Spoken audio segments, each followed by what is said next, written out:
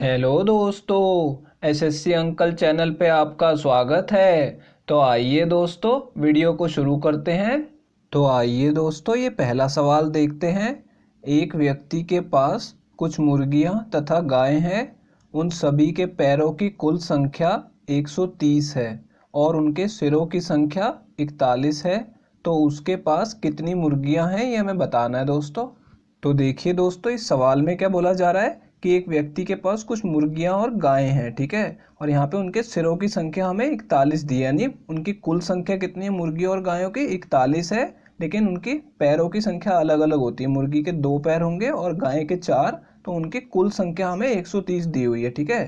तो देखिए यहाँ पे इस सवाल को करने की मैं आपको शॉर्ट ट्रिक बता देता हूँ। लेकिन देखिए दोस्तों, यहाँ पे क्या पूछा जा रहा है, मुर्गियों की संख्या पूछी जा रही है जिनके 2 पैर होते हैं। तो जब भी आपको ऐसा सवाल आएगा तो पहले इसमें आपको क्या करना पड़ता है, जो 4 पैर वाले होते हैं, ठीक है, चाहे वो गाय हो या कोई भी जीव हो, यानी 4 पैर वाले की संख्या पहले निकालनी पड़ती है, ठीक है। और इसको निकालने की मैं आपको ट्रिक बता देता हूँ। ये देखिए यहाँ पे L/2, यानी जो पैरों की संख्या है, लेग्स की संख्या, उसको 2 से भाग करेंगे और इसमें से सिरों की संख्या को घटा देंगे, यानी हेड की संख्या को घटा देंगे। तो इससे आपको 4 पैरों वाले जीव की संख्या पता लग जाएगी कि उसके पास कितनी गायें हैं, ठीक है।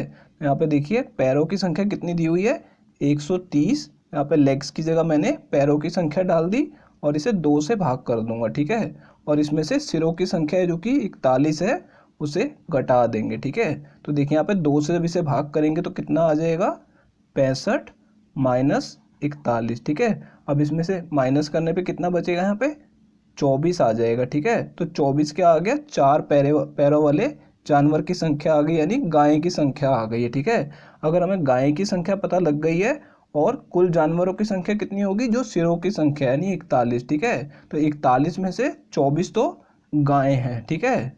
तो मुर्गियां कितनी होगी, आप क्या करेंगे, 24 को घटा लेंगे, किस में से, 41 में से घटा लेंगे, ठीक है। कुल संख्या में से गायों की संख्या को घटा लेंगे तो कितनी बच गई, 17 बच जाएगी, ठीक है। तो जो बाकी शेष बची हुई है वो मुर्गियां हैं, तो यानी मुर्गियों की संख्या कितनी आ गई है, 17 आ गई है, ठीक है।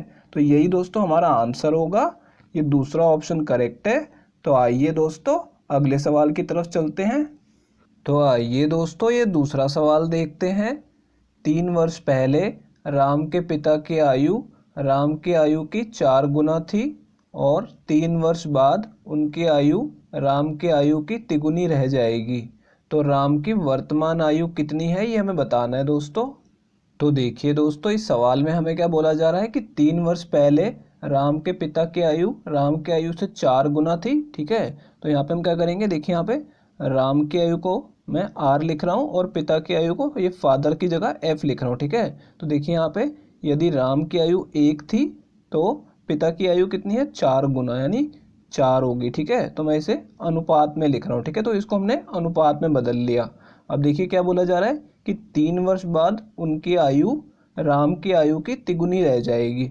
यदि राम की आयु 1 है तो उसकी तुलना में उसके पिता की आयु कितनी हो जाएगी, 3 गुना, यानी 3 हो जाएगी, ठीक है। तो यहाँ तक हमने कर लिया। तो हमारे पास देखिए दोस्तों यहाँ पे 2 अनुपात आ गए हैं, ठीक है। अब देखिए यहाँ पे जो पहले वाला अनुपात होता है उसको तो हम एक ही बार यूज़ करते हैं, लेकिन जो दूसरे वाला अनुपात होता है इसे एक बार और यूज़ करेंगे। देखिए यहाँ पे कैसे करेंगे, यहाँ पे 1:3 में एक बार और लिख लूँगा, ठीक है। अब देखिए दोस्तों यहाँ पे क्या बोला जा रहा है कि 3 वर्ष पहले और 3 वर्ष बाद। तो देखिए आज से 3 वर्ष पहले से लेके और आज से 3 वर्ष बाद के बीच में जो वर्षों का अंतर है वो 6 वर्ष हो जाएगा, ठीक है। तो हमें क्या करना है, इन दोनों के नीचे 6 लिख देना है, ठीक है। यानी ये वर्ष हमने लिख लिए, ठीक है। तो देखिए यहाँ पे अब पहले हम इसे क्रॉस मल्टीप्लाई करेंगे। देखिए यहाँ पे इसे क्रॉस मल्टीप्लाई करेंगे तो कितना आएगा, 4 एकम 4 और यहाँ पे 3 एकम 3 आ जाएगा, ठीक है। और इन दोनों का अंतर ले लेंगे तो इसका अंतर कितना आ जाएगा, 1 आ जाएगा। तो यहाँ पे मैं 1 यूनिट लिख लूँगा। देखिए यहाँ पे 1 यूनिट मैंने लिख लिया क्योंकि यहाँ पे ये दोनों अनुपात थे, इसलिए मैंने इसे 1 यूनिट लिखा है। लेकिन यहाँ पे वर्ष में है, लेकिन हम क्या करेंगे, यहाँ पे क्रॉस मल्टीप्लाई करेंगे तो देखिए कितना आएगा, यहाँ पे 6×3 = 18 और यहाँ पे 6 एकम 6 आएगा।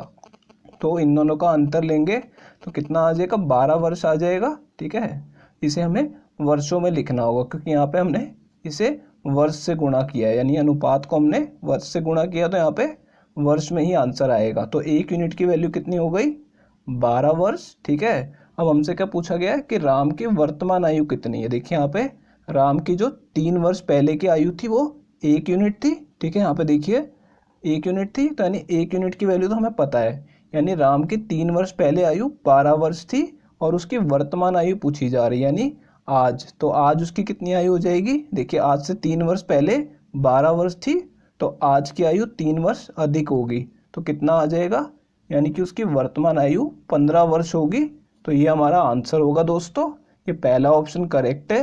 दोस्तों अगर ये वीडियो आपको पसंद आई हो तो इसे लाइक कर दीजिए, और दोस्तों अगर आप लोग चैनल पे नए हैं तो चैनल को सब्सक्राइब जरूर कर लीजिएगा, और दोस्तों नोटिफिकेशन बेल को दबाना बिल्कुल मत भूलिएगा। तो दोस्तों इस वीडियो को यहीं ख़त्म करेंगे, आपसे मिलते हैं अब अगली वीडियो में।